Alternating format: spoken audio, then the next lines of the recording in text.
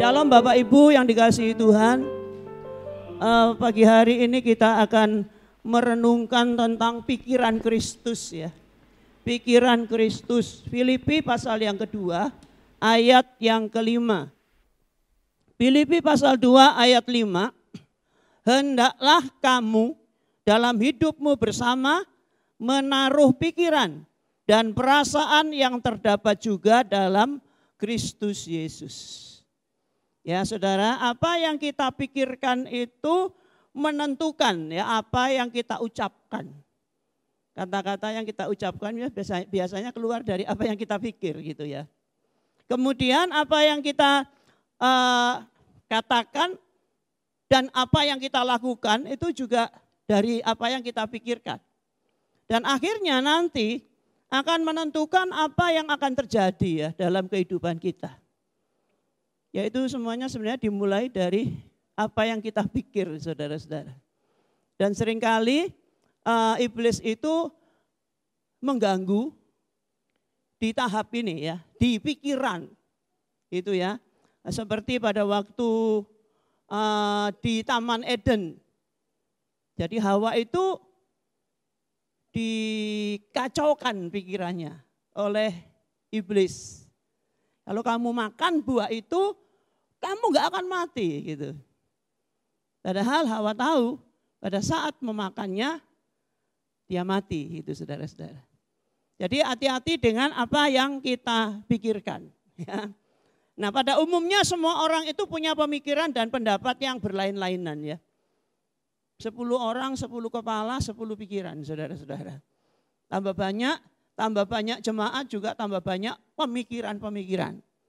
Ya saudara-saudara, makanya ada juga yang punya pendapat begini. Enggak usah banyak-banyak, pokoknya nurut. Kalau saya kok enggak seperti itu ya saudara-saudara. Pergilah jadikanlah semua bangsa muridku. Ya, jadi kalau bisa ya saudara-saudara. Di seluruh daerah ini ya, kawasan ini dimenangkan untuk Tuhan. Ya, kayaknya pikirannya Tuhan Yesus itu begitu, untuk jiwa-jiwa.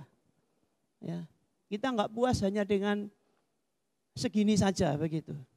Tapi mari kita teruskan apa yang diperintahkan Tuhan untuk kita lakukan. Pergi beritakan Injil ya saudara-saudara. Nah saudara-saudara, Paulus itu menasehatkan beberapa jemaat supaya sehati sepikir gitu loh. Punya pemikiran yang sama. Ya, coba lihat Roma 12 ayat 16. Roma 12 ayat yang ke-16. Hendaklah kamu sehati sepikir dalam hidupmu bersama. Janganlah kamu memikirkan perkara-perkara yang tinggi, tetapi arahkanlah dirimu kepada perkara-perkara yang sederhana. Janganlah menganggap dirimu pandai. Itu ya saudara-saudara ya. Hendaklah sehati sepikir dalam hidupmu bersama. Harus punya satu pemikiran yang sama di dalam komunitas ini. Kemudian jangan memikirkan perkara-perkara yang tinggi. Yang dimaksud di sini terlalu tinggi gitu ya saudara-saudara. Terlalu tinggi gitu. Harusnya kita mengarahkan diri kepada perkara-perkara yang sederhana. Berpikir sesuai dengan ukuran iman masing-masing. Kalau enggak nanti bisa edan saudara-saudara. Ya. Terlalu gitu ya, memikirkan terlalu begitu. Itu bisa-bisa kita gangguan jiwa loh. Jangan menganggap dirimu pandai. Orang menilai kita silakan. Tapi jangan kemudian kita menilai diri sendiri itu kelewatan gitu ya saudara-saudara. Jangan menganggap dirimu pandai. Kalau kita menganggap diri kita pandai, kita nggak mau belajar lagi. Karena kita sudah tahu semua. Ya sudah bisa semua. Nah, dinasihatkan kepada jemaat yang ada di Roma, sehati sepikir. 1 Korintus 1 juga ya, ayat yang ke-10 itu kepada jemaat di Korintus, Paulus juga menasihatkan supaya sehati sepikir.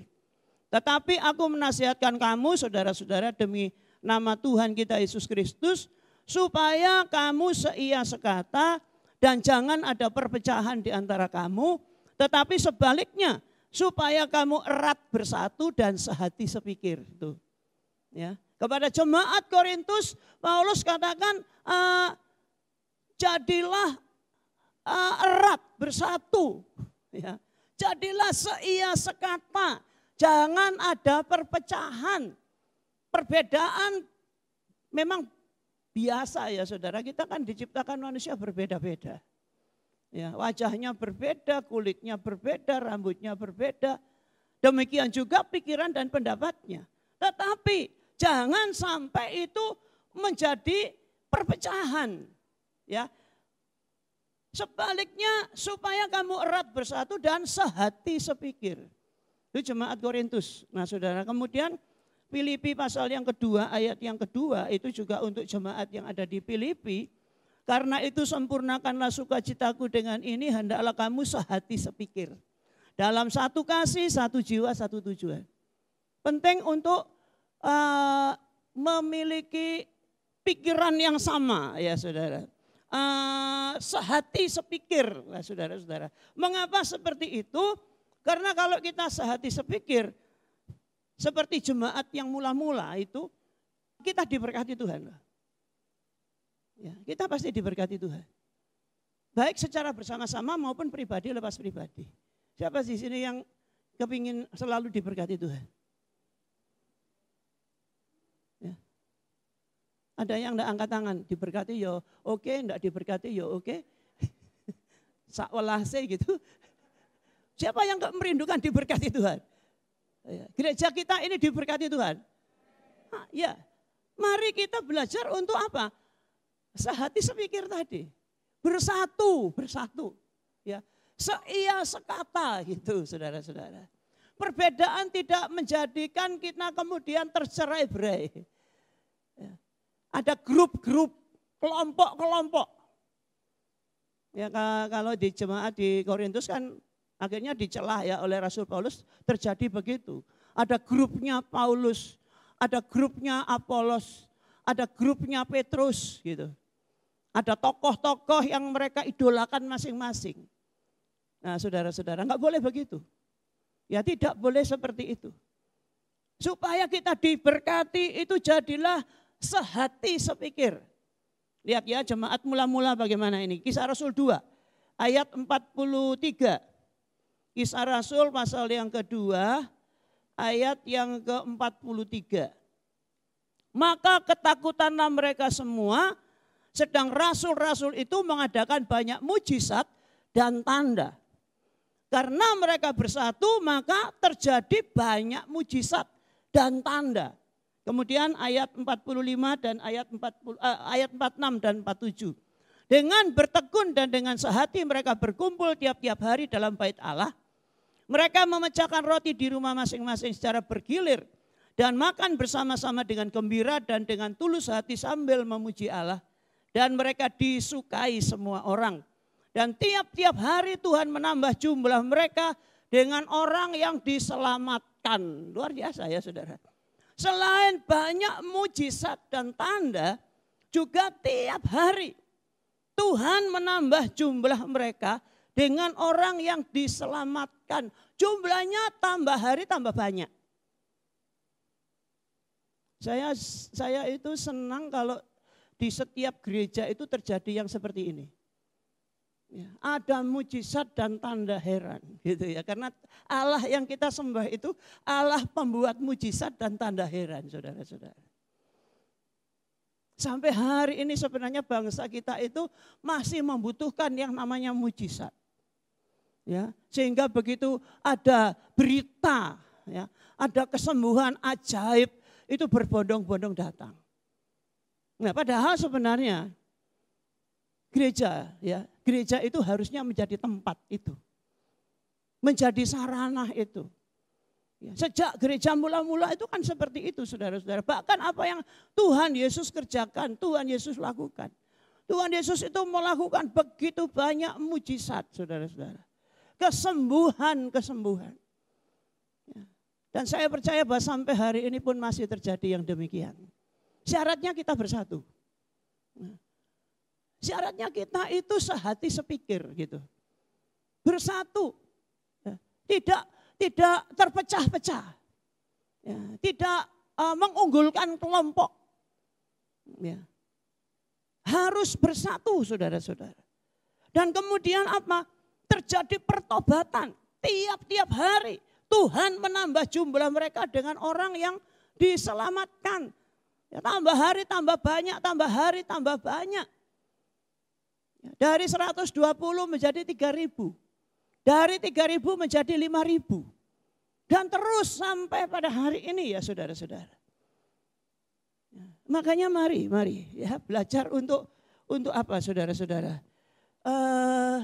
Bisa saling menerima satu dengan yang lain. Ya, jangan bangga dengan pendapat pribadi yang ya tidak sesuai dengan apa yang Tuhan inginkan gitu. Meskipun mungkin itu benar ya saudara-saudara. Yang Tuhan inginkan itu sehati sepikir. Ya. Sehati sepikir itu yang Tuhan mau. Dalam Mazmur 133 itu kan kalau saudara-saudara diam bersama dengan rukun, itu Tuhan akan memerintahkan berkat saudara-saudara. Ya, Tuhan akan memerintahkan berkat. Tuhan juga akan memerintahkan kehidupan. Ayo belajar rukun. Ya bisa saling menghargai satu dengan yang lain. Saling menerima satu dengan yang lain. Ya. Tunduk kepada otoritas itu mutlak juga. Tuhan itu mau kalau kita itu tunduk pada otoritas saudara-saudara. Ya, tidak hanya kepada yang pemimpin yang baik, yang benar sebenarnya. Tetapi juga termasuk para pemimpin yang mungkin saudara nilai kurang baik. Gitu. Untuk orang Farisi dan ahli Taurat. Karena mereka itu menduduki kursi Musa. Tuhan itu katakan, turuti apa yang mereka ajarkan. Jangan turuti perbuatannya. Ya, kalau di masa sekarang ini kan seringkali begini, aku enggak bisa ngikuti. Apa? Dia enggak melakukan. Tuh, ajaran Tuhan Yesus beda loh saudara-saudara. Ya, mari yang kita ikuti apa? Ajarannya Tuhan Yesus kan. Apa yang Tuhan Yesus katakan itu yang kita lakukan. Coba lihat ya. Matius 23, ini agak sedikit menyimpang. Matius 23 ayat 23. Ayat 1 saudara-saudara ya. Matius pasal 23 ayat 1. Maka berkatalah Yesus kepada orang banyak dan kepada murid-muridnya katanya. Ahli-ahli Taurat dan orang-orang Farisi telah menduduki kursi Musa. Sebab itu turutilah dan lakukanlah segala sesuatu yang mereka ajarkan kepadamu. Tetapi janganlah kamu turuti perbuatan-perbuatan mereka. Karena mereka mengajarkannya tetapi tidak melakukannya. Jelas ya? Harus dituruti apa yang mereka ajarkan yang benar. Gitu.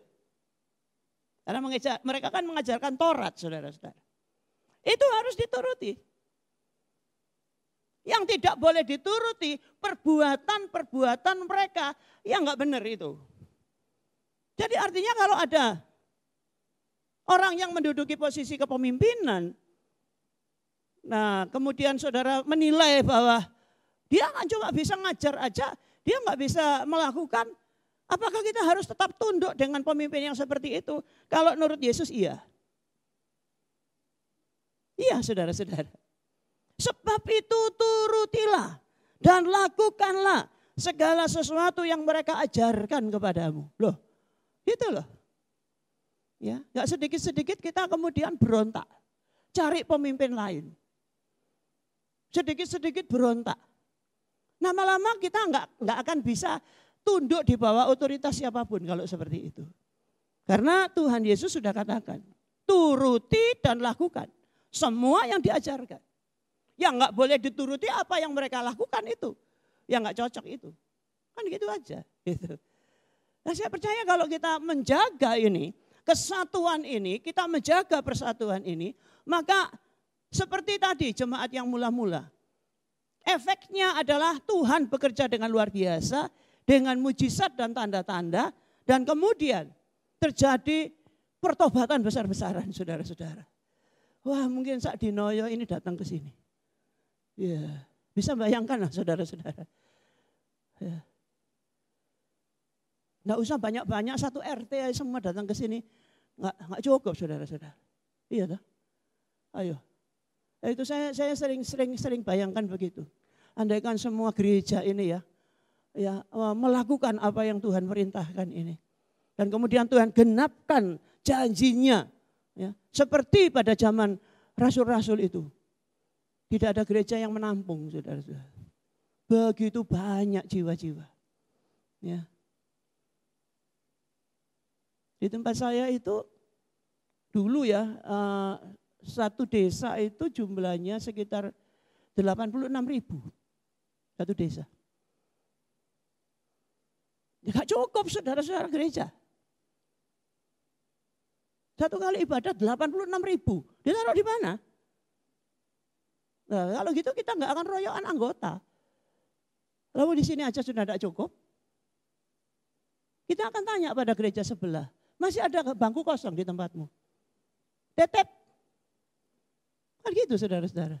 Nah siapa yang ditetep nosir untuk nakal? Kan gitu saja. Saya rindukan itu terjadi. Ya, saya rindukan itu terjadi. Nah saudara-saudara lanjut ya. Supaya bisa bersatu, sehati sepikir, kita harus memiliki tadi pikiran Kristus. Ya, pikiran dan perasaan Kristus. Hendaklah kamu dalam hidupmu bersama menaruh pikiran dan perasaan yang terdapat juga dalam Kristus Yesus. Nah pikiran Kristus ini bagaimana saudara-saudara? Yang pertama tentunya pikiran yang dewasa. Pikiran yang dewasa 1 Korintus 13 ayat yang ke-11. 1 Korintus 13 ayat yang ke-11.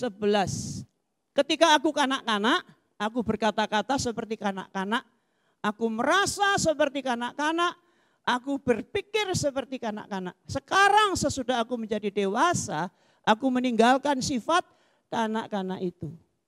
Ya, pikirannya pikiran dewasa, bukan pikiran anak-anak ya saudara-saudara.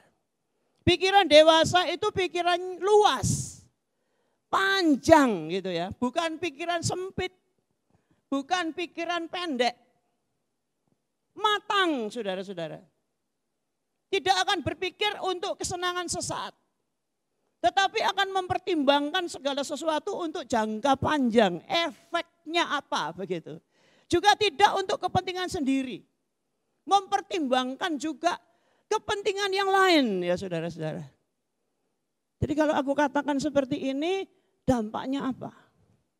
Kalau aku lakukan seperti ini efeknya nanti apa? Akibatnya nanti apa?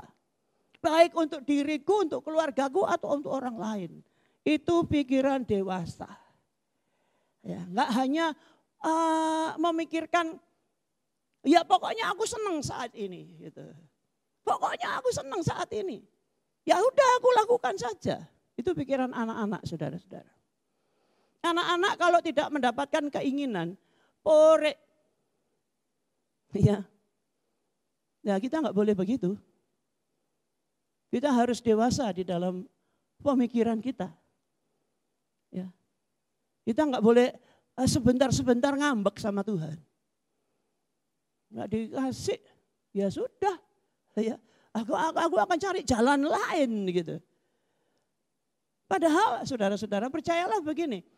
Kalau Tuhan itu tidak segera menjawab doa kita. Itu ada sesuatu yang mungkin harus kita lakukan atau tidak lakukan ya saudara-saudara. Paling tidak itu menguji kesabaran kita untuk menanti-nantikan Tuhan. Ya. Dan kalau Tuhan menjawab tidak untuk permohonan kita, percayalah bahwa Tuhan sudah menyiapkan rancangan yang jauh lebih baik daripada yang kita mau. Ya, itulah kalau kita bisa berpikir ke sana, kita tidak akan menjadi orang yang gampang-gampang ngambek. Ya. Kena omongan sedikit saja pergi gitu saudara-saudara. Enggak suka dengan tata cara apapun yang di sekitar kita ini kemudian memutuskan untuk keluar.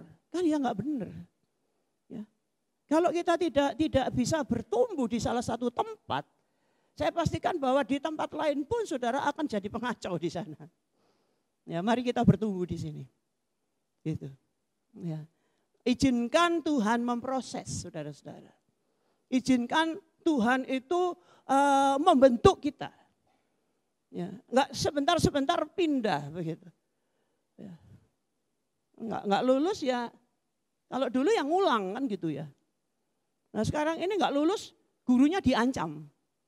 Kan enggak begitu saudara-saudara. Kan enggak seperti itu.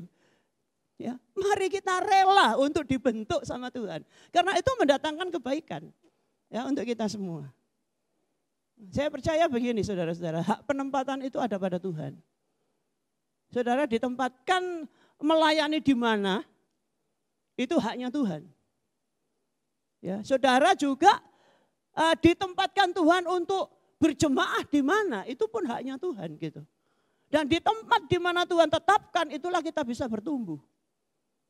Ya, meskipun mungkin dalam pemikiran kita, saudara itu banyak alasan-alasannya.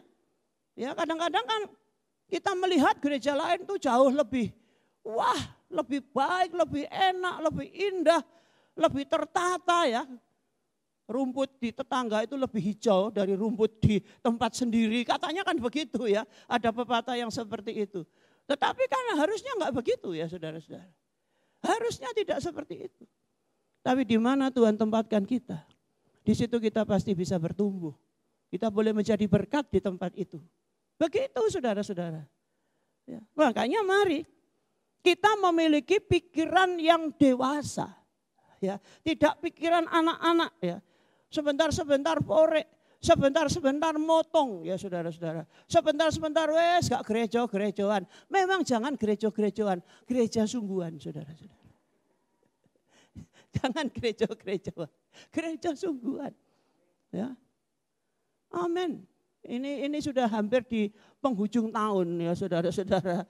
Makanya kita harus lebih dewasa lagi di dalam pemikiran kita. Ya. Seperti Yesus, ya seperti Yesus. Yang kedua adalah pikiran Kristus itu benar saudara-saudara, ya, enggak salah-salah gitu. Filipi pasal 4 ayat 8. Filipi 4 ayat 8. Jadi akhirnya saudara-saudara semua yang benar, semua yang mulia, semua yang adil, semua yang suci, semua yang manis, semua yang sedap didengar, semua yang patut disebut kebajikan, semua yang disebut kebajikan dan patut dipuji, pikirkanlah semuanya itu. Ini saudara-saudara. Yang harus dipikirkan ini hal-hal ini. Bukan memikirkan hal-hal yang sia-sia, yang tidak ada gunanya, yang menambah kefasikan ya saudara-saudara.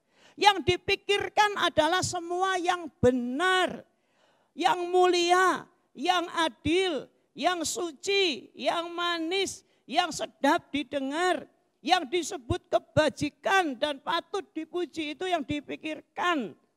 Pikirkan hal-hal yang benar ini saudara-saudara. Mengapa diingatkan begini? Ya karena saudara-saudara, seringkali manusia itu yang ingat di pikirannya itu justru hal-hal yang tidak benar. Ya, hal-hal yang negatif. Nah saudara-saudara, oleh karena itu minta supaya Roh Kudus tolong kita. Jernihkan pikiran ini. Ya, karena itu tadi, yang diingat itu justru hal-hal yang negatif. Omongannya dia itu menyakitkan hatiku. Itu yang diingat itu dari zaman Jepang sampai sekarang. Iya loh saudara-saudara. Dia sangat menghina saya. Dia sangat merendahkan saya. Saya memang pada waktu itu tidak punya apa-apa. Dan saya tidak dipandang sebelah mata. Jangan yang begitu-begitu terus diingat saudara-saudara. Nanti saudara menjadi orang yang enggak bersih di hadapan Tuhan. Iya, kotor hatinya. Dipenuhi dengan sampah-sampah. Ucapan-ucapan yang seharusnya enggak perlu diingat. Ingat firman Tuhan saja itu. Firman Tuhan itu selalu positif. Firman Tuhan tidak pernah negatif saudara-saudara. Kata-kata manusia yang seringkali negatif melukai hati itu enggak usah diingat. Ya. Loh, lah itu dilontarkan, ya sudah. Ya kan? Ya sudah. Biarin, nggak apa-apa gitu. Ya. Lah kita nggak usah balas juga kan. Aku dulu dihina-hina waktu miskin. Itu diingat terus. Nanti kalau diberkati saudara-saudara, saudara bisa jadi sombong loh. Gara-gara saudara ingat itu. Sekarang coba berani menghina saya. Kan sombong saudara-saudara ya. Kan sombong. Ya nggak boleh begitu. Bukan itu sebenarnya nggak boleh begitu. Ya. Apalagi kalau orang yang mungkin pernah melukai saudara itu sudah minta maaf dan saudara tidak mau memaafkan. Wah ya. Aku nggak bisa memaafkan itu. 7 turunan. Loh saudara-saudara. Waduh. Sampai keturunan-keturunannya. Ya. Dulu di tempat kami itu ada yang begitu. Ya, jadi pacaran ya saudara-saudara. Ada anak pacaran begitu. Ini salah satu orang tuanya itu sangat-sangat tidak setuju. Gara-gara apa? Dulu nenek moyangnya itu, pasangan itu ya, calon pasangan. Itu pernah menghina gitu. Jadi nggak setuju saudara-saudara. Anaknya sampai cucunya itu jadi ikut. Jadi dianggap itu permusuhan turun-temurun. Lu padahal yang dulu itu sudah mati semua loh. Ini masih ingat diturunkan kepada anaknya. Anaknya ingat turunkan kepada cucunya. Kan ya nggak benar saudara-saudara. Ya. Jangan ada itu di sini ya. Jangan ada itu di sini. Ya. Mari kita pikirkan hal-hal yang benar, hal-hal yang mulia, bukan hal-hal yang hina ya saudara-saudara. Pembalasan itu termasuk hal yang hina itu. Tuhan itu nggak suka kalau kita itu tetap simpan dendam, kepahitan gitu ya. Iya saudara-saudara. Mari kita berpikir hal-hal yang positif. Ya. Orang ya manusia itu saudara-saudara. Mungkin sejelek-jeleknya manusia itu masih ada positifnya loh. Gak ada manusia itu yang full jelek. Yang full jelek itu setan. Jadi jangan pikir, itu, ya. Setan aja wedi ambek dhek apa? Kalah jahat gitu saudara-saudara. Kan ya enggak saudara-saudara. Ya. Sejelek-jeleknya manusia itu saya yakin pasti ada sisi baiknya. Iya. Demikian juga sebaliknya ya. Manusia yang masih diberi kesempatan hidup oleh Tuhan ini kan belum sampai pada titik kesempurnaan itu kan. Makanya Tuhan izinkan kita masih ada. Supaya kita berbenah diri gitu saudara-saudara. Jangan merasa sudah sempurna. Ya sudah paling suci, paling benar sendiri. Enggak. Ya kan. Ada banyak hal yang memang harus kita benahi dari hidup kita. Ya makanya pikirkan hal yang benar. Bukan hal yang sia-sia yang tidak ada gunanya. Ya. Termasuk juga yang tadi memikirkan yang lebih daripada yang kita mampu mikir. Ya, itu bisa edan loh kita. Bisa senting kita. Ya. Terlalu takut. Ya kemarin kan waktu COVID kemarin, aduh ada orang bersin saja kita takut, kita lari. Kan? Terus gak berani datang ke gereja meskipun diizinkan. Nah, ya puji Tuhan sih kalau di desa tidak terlalu ya saudara-saudara. Gak tahu saya di kota besar ya. Gak pernah hidup di kota besar ya sudah. Cuma kunjungan saja sesekali ke Surabaya. Tapi kalau di desa, di tempat kami itu gempol ya, di Gempol. Waktu diizinkan sama Pak Lurah, ya, muspikanya mengizinkan, enggak apa-apa silakan. Sudah, onsite saudara-saudara, onsite. Ya, berani saudara. Ya, awal-awal aja sudah 80% sudah datang gitu ya. Cuman beberapa keluarga aja yang memang agak rentan gitu ya, agak rentan ya, jadi enggak berani datang. Tapi yang lain-lain berani, apalagi yang ada di pelosok-pelosok saudara-saudara. Oh, kendelepol. Iya. Terus cerita, kalau pernah ya beberapa minggu tidak datang. Ternyata kejangkitan saudara, ketularan ya, tertular. Tapi itu hampir satu RT begitu ya. Itu kena semua. Tapi enggak berobat semua, saudara-saudara. Jadi diem semua. Kemudian pakai obat-obatan yang mereka itu cari di Google obatnya apa begitu. Diminum, diobati sendiri, saudara-saudara. Dan tidak ada satupun yang mati. Wih, luar biasa ya, termasuk beberapa anggota di tempat saya itu.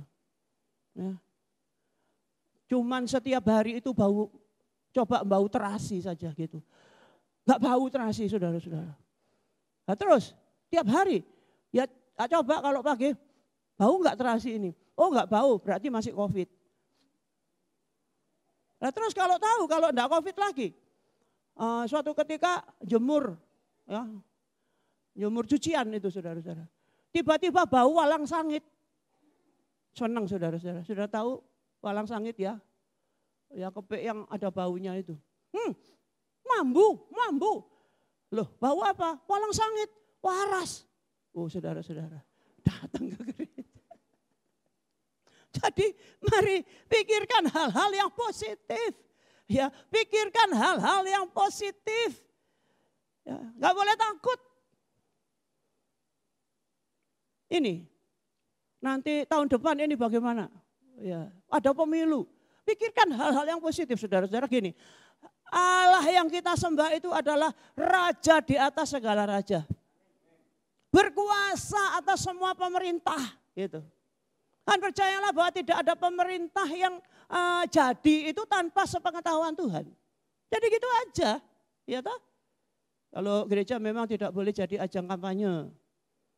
Makanya nggak boleh tanya sama saya, kalau ibu milih yang mana? Nggak usah. Kan gitu saja ya. Siapapun yang jadi, Tuhan kita tetap Allah yang berdaulat. Ya. Allah yang maha kuasa. Dia tetap kontrol semuanya. Dia pasti akan juga sangat-sangat memperhatikan kita. Gitu saudara-saudara. Mari kita lihat bahwa firman Tuhan itu positif. Ya. Tuhan itu selalu melihat yang positif. Yesaya 65 ayat 8. Yesaya pasal 65 ayat yang ke-8. Beginilah firman Tuhan. Seperti kata orang, jika pada tandan buah anggur masih terdapat airnya, janganlah musnahkan itu, sebab di dalamnya masih ada berkat. Demikianlah aku akan bertindak oleh karena hamba-hambaku, yakni aku tidak akan memusnahkan sekaliannya.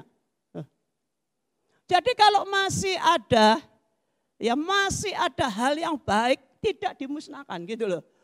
Ini Allah itu selalu melihat hal yang positif saudara-saudara. Dari pohon anggur, ya dari ranting pohon anggur, dari tandan buah anggur. Kalau masih terdapat airnya tidak akan dimusnahkan. Tuhan tidak akan memusnahkan hamba-hambanya.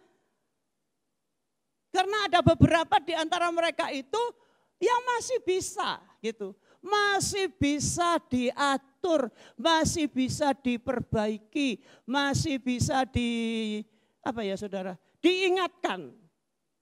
Nah ini positif saudara-saudara. Nah, kita belajar lihat itu, ya lihat hal yang positif dari seseorang. Ya, kalau saudara sudah nggak begitu suka dengan atasan misalnya ya, lihatlah hal-hal yang positif saja gitu. Jangan emosi.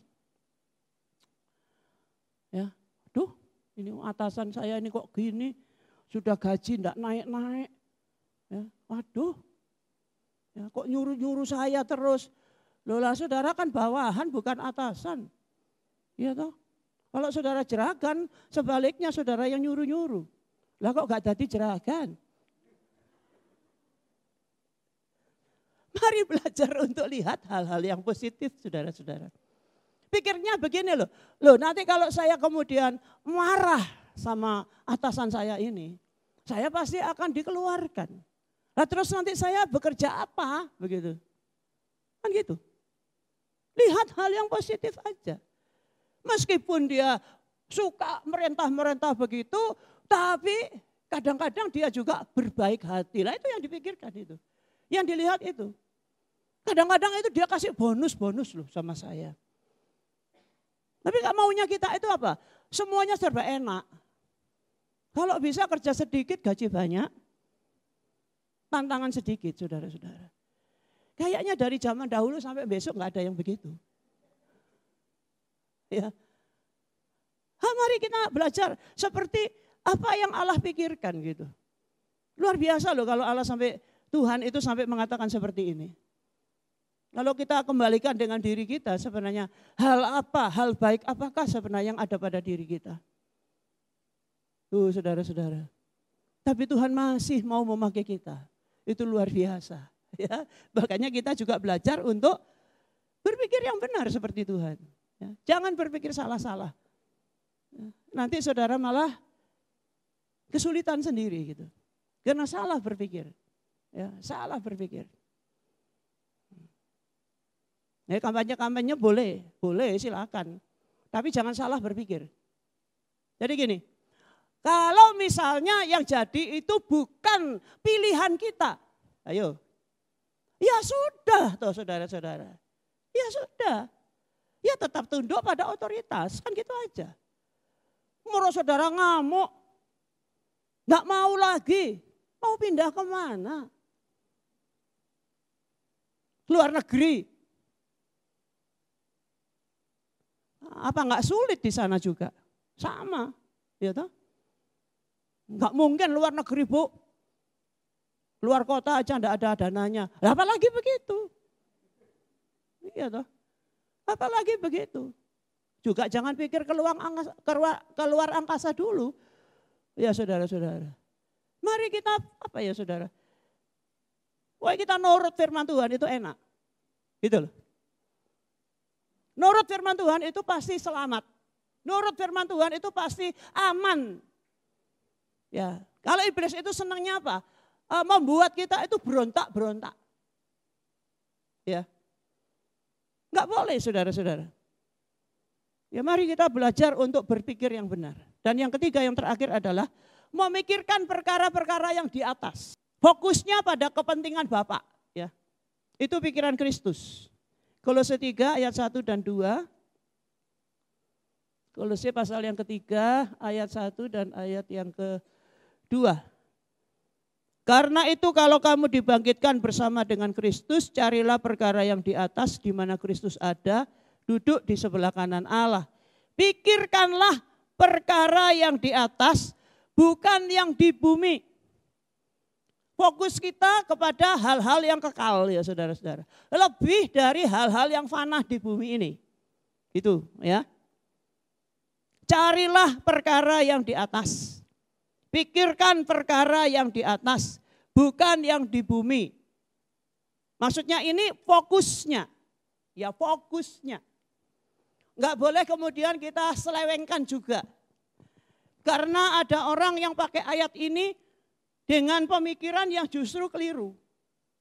Aku mau memikirkan perkara yang di atas. Aku enggak mau memikirkan perkara yang di bumi. Urusan anak, istri anak-anakku enggak tahu. Pokoknya aku pikirkan perkara di atas. Itu ngawur saudara-saudara. Loh ada yang begitu? Bukan seperti itu maksudnya. Fokus ya. Fokus itu memang ke Tuhan. Lebih ke kekekalan daripada hal-hal sementara ini. Tetapi juga selama kita ada di bumi ini, kita dimintai pertanggungan jawab saudara-saudara.